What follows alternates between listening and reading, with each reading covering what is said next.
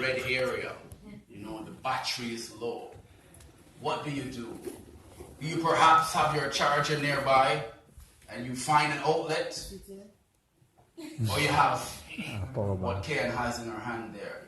It's called a power bank. Come on now. This is called a power bank.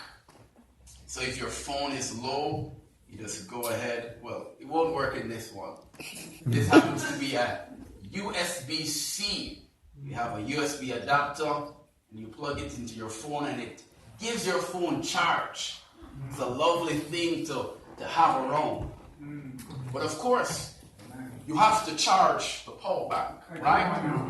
Yeah, the power bank has to be charged, and it has to contain a charge. Yes. Some power banks are larger than others. Yes. Some power banks can provide 20 volts or 5 volts.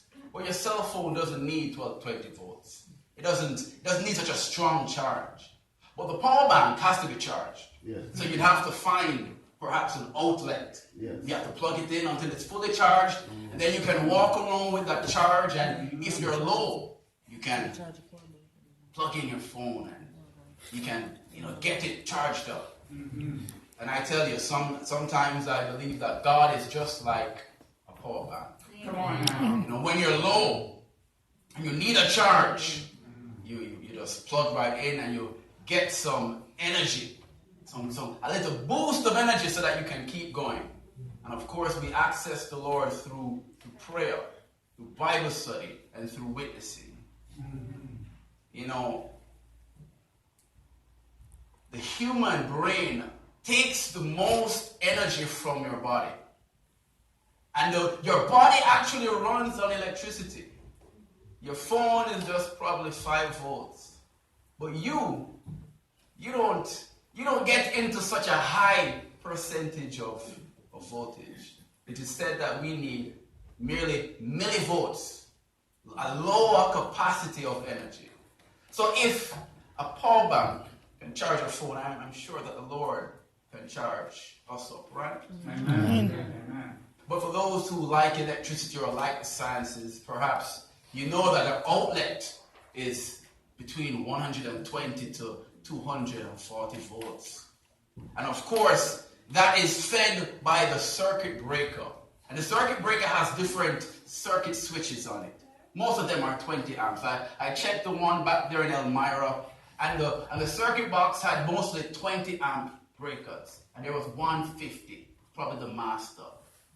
So and that 20 amp, the amperage now, it controls the flow, so that there's a steady flow of 120 or 240 going just in 20 amps to that outlet. But as you know, you leave from the circuit box and there's a transformer outside your house, right? Yes. And that transformer is what allows the power line to, the 7,200 volts to step down to 120, 240 into your house, to your outlet, to your power bank. 7,200 volts. That sounds like a lot, right?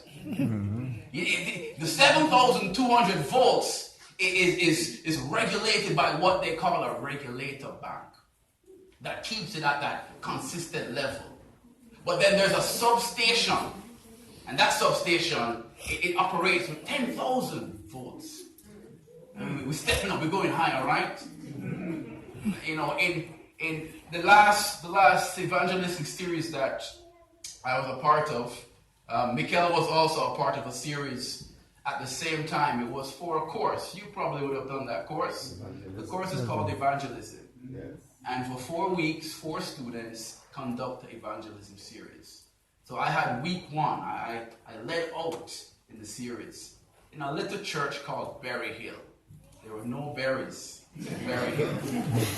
I tried to ask, it was an old church, they were doing expansion. I tried to ask one of the oldest members, why is it called Berry Hill? Pastor Wright's mother-in-law. And even she couldn't tell me why it's called Berry Hill. But nonetheless, my friends and I, we had a great time at Berry Hill. And the Berry Hill Church is situated along a track. I forget the name right now, it slips me. It's called the Belt Line. And it's called the belt line because the bauxite company transports bauxite from one parish to the next on this long belt line. Every now and then we would head to church and the belt would be active. It would just be there running and running, and you could hear it running. But sometimes there was nothing on it. But every now and then we would see bauxite. It just looked like dark dirt, dark red dirt. But there was something else that was next to the belt line. Every now and then at night, we would hear the humming. Very loud humming. And I would think of this sermon. I would think of this concept of God being the power of God unto salvation. You see, there were high wire lines there near that belt line. And at night when it's quiet, you could hear the buzzing. And for me, I would think about the raw power. Because at the regulator bank, there was 7,200 volts. At the substation, 10,000 volts. But on those high wires were given electricity from the transmission substation. And at that substation, you would have a range of volts between 155 to 756,000 volts. Now that's a lot of power. So the next time you see one of those high wires, think about how much power that is. Your outlet is 120, 240. All your favorite appliances, either 120 volts or 240. But on that high wire, 155, 760 plus volts. That's a lot of power. And the reason why it has so much power is because it needs to travel far distances, sometimes up to 300 miles. And of course,